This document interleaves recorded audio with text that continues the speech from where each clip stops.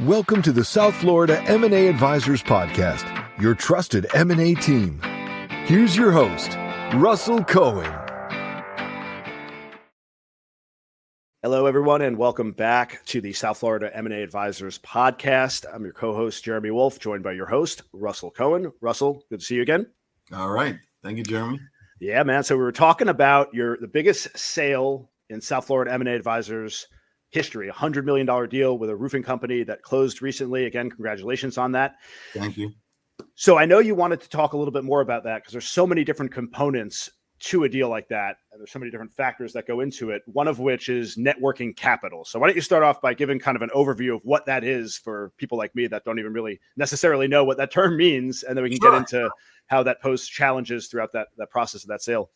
So the basic definition of networking capital is if you go on a business balance sheet, you got the current assets and the current liabilities. So the current assets minus the current liabilities will give you a networking capital. So what a private equity group will do is they'll go back 12 to 18 months, assuming if a business has consistent sales and EBITDA, they'll go back 12 to 18 months and get an average of net working capital.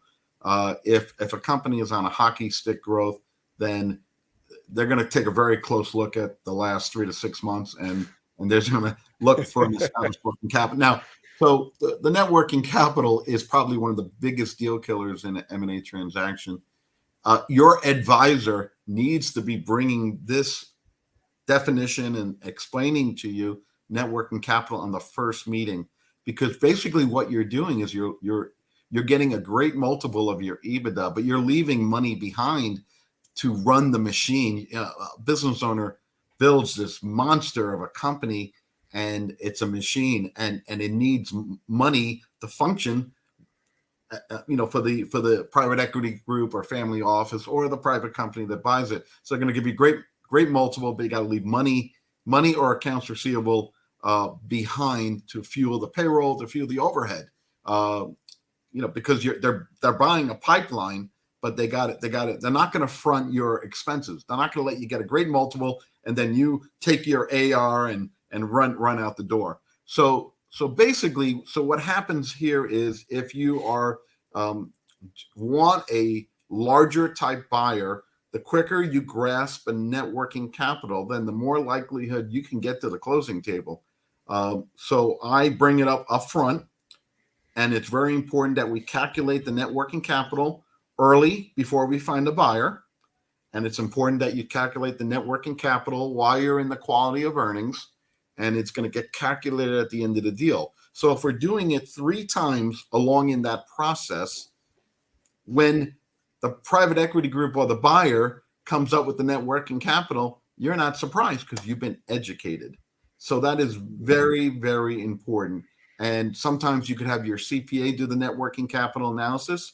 And if your CPA is not interested in being there by your side, we work with fractional CFOs that will hold your hand through the entire process from the accounting side and make sure your business is PE ready.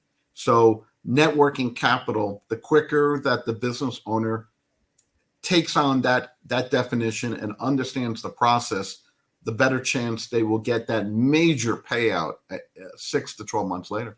So is there kind of like a standard? I mean, I know you mentioned sometimes you can go back 12 months, 18 months. Sometimes if there's a hockey stick growth, they'll take it for 3 months. It seems to me like you'll obviously get a better picture of the state of the business over a longer period of time. Is there a standard that you typically apply to take those points of net working capital throughout the process? I mean, most companies will do 12 to 18 months. Most companies are not on a hockey stick growth. They're more likely stable, or sometimes it's declining, which is not a good trend when you're trying to sell your business. So when if we go into the roofing deal, we were dealing with a hockey stick growth, right? It was going from a 13 million EBITDA to a $20 million EBITDA. And so, looking back, that discussion was not done in the beginning. It was not done in the middle. It was done at the end. And we had a major challenge because the private equity group did their calculations, and they had a lot higher working capital versus what the seller thought. And it ended up being there was something on the balance sheet that caused the net working capital requirements to be calculated higher. So this could have been avoided if we if at that time took the approach to do it early in the middle instead of waiting to the end of the deal. And it created a lot of instability in the transaction, and it almost blew up the transaction. There was, you're trying to avoid seller frustration. That's the goal. So in this case, we were able to work it out, but it was unneeded stress by all parties, unfortunately. So, was there any reason why you didn't do those calculations earlier on in the deal? I was not personally running the deal. I was leaning on my M&A associate, and he's brilliant. And for some reason, he did not do the beginning, middle part of the networking capital. So going forward, as I run my own deals or I partner with, my other M&A associates, I've made it, now that I experienced it, now I try to bring in the fractional CFO very early, because typically the spouse or the CPA, it's over the spouse's head when we start talking that, because they're not QuickBooks Pro advisors, they're not a CPA or high-end accounting person.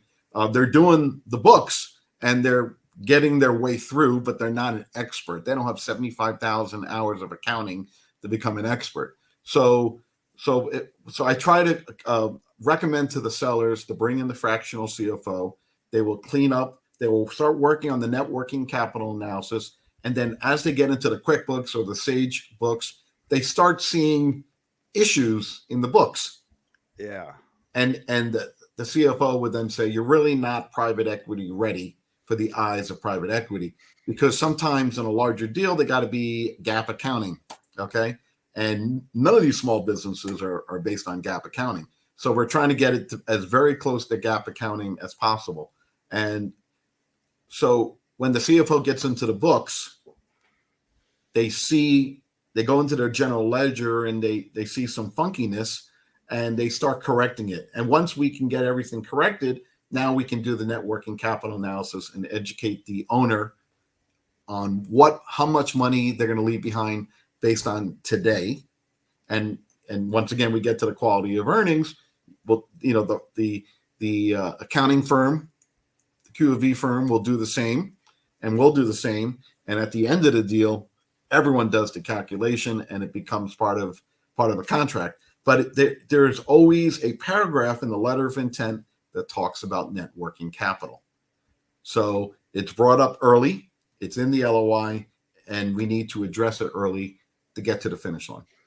Yeah, I think this speaks to the fact that every business is different, right? There's no two that are the same. So when engaging in a deal like this, there are going to be so many different factors to address, and there's going to be a lot of curveballs that are thrown up. There's no textbook blueprint on how to handle the perfect deal, because every business is different. So It is a learning process, like with anything else. And you go through this. Issues come up, you figure out how to fix them, and then moving forward, you apply that. That's how you become a master at your craft, right? Through practice, through trial and error, and just continuing to grow and getting better. So it seems like you're doing that beautifully, brother. Yeah, and bottom line is, if a business owner who spent all the years building their business and they want to dance in the multiples of private equity, they have to, these are professional buyers. They know they do this on a daily basis. The business owner does not. That's why they're hiring an advisor like myself. But they have to address this particular point. And the quicker they believe in it, support it, is when they get that great payday. And it's a great payday, no doubt. And if you build a great company, multiples can be 4, 5, 6, 7, 8x, of your EBITDA. Those are generational numbers, generational retirement numbers. I was just writing that down. I love that. Dance in the multiples of private equity.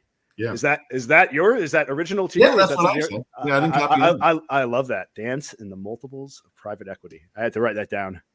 That's good stuff, man. All right. Cool, man. I think we'll end this segment there. A lot more to talk about. Like you said, there's so many different components to this deal, so I'm sure we're going to pick up some other things in future segments. Anything else you wanted to share about that topic? No, I think we had a good basis of that, and it's something that a business owner will have to, if they want to exit, they need to be embracing that concept. All right. Russell, sounds good. Thanks everyone for tuning in, and we will catch you all next time. Everyone take care. Thanks for listening to the South Florida M&A Advisors podcast. For more information, visit southfloridama.com or contact 954-646-7651.